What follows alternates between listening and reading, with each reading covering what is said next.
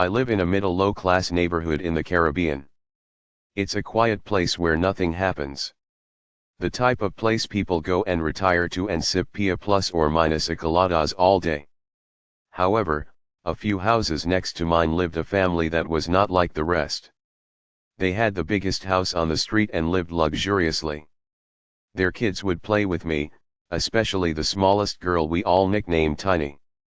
Tiny was about 5 when I was 11, and she was always at my house.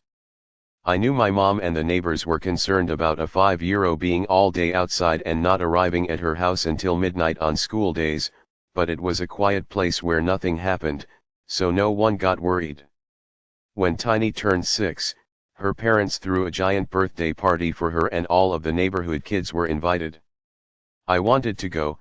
They had bouncy houses, water slides and everything a kid would want to play with, but my parents didn't allow me to go.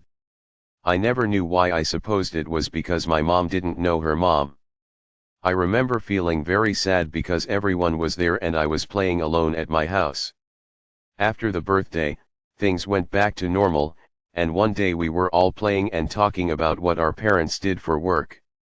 We asked Tiny and her siblings, but none of them knew what they did except he traveled a lot and was always at meetings. I didn't pay much attention and we all continued on with our day. One night, we were playing on the street when we started hearing loud pops coming from Tina's house. I will never forget that day. The neighbors, including my mom, came out rushing us inside yelling it was gunshots. Some of us got in my house and we stayed there as my next door neighbor, a cop, ran towards Tina's house. All we saw after the gunshots were a black van rushing down the street and almost killing a dog. Some men entered the house. Tiny and her siblings wanted to check what was going on but everyone forbade them to go. All I remember was a bunch of cops and ambulances a few minutes later, and in a day I never saw Tiny or her siblings again. For a couple of months, the house sat empty, but black vans and strange men kept coming into the neighborhood door to door asking for any information about the man and his children. No one in the neighborhood spoke about it. I know the cops asked me about Tiny and the kids and if they ever said something weird about his dad and mom, but I was only 11 and more concerned about playing Mario Kart Wii than about what happened that night. Years passed and the story faded away.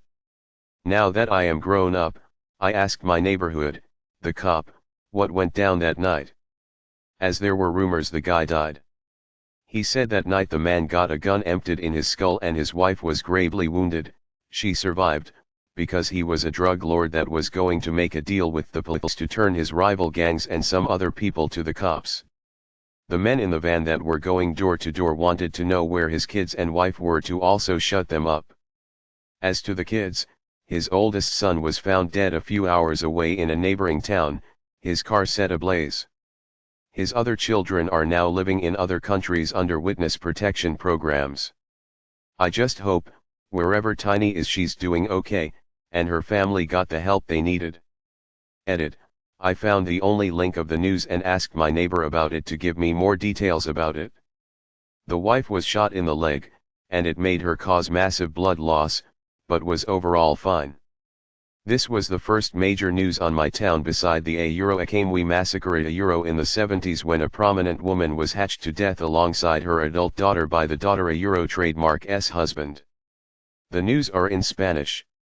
Also, I got an update on Tiny. She trademark's fine. I don't know in which country she is, but by the times she has called in the neighbors in the past few years, she trademark's been doing fine and has a kid.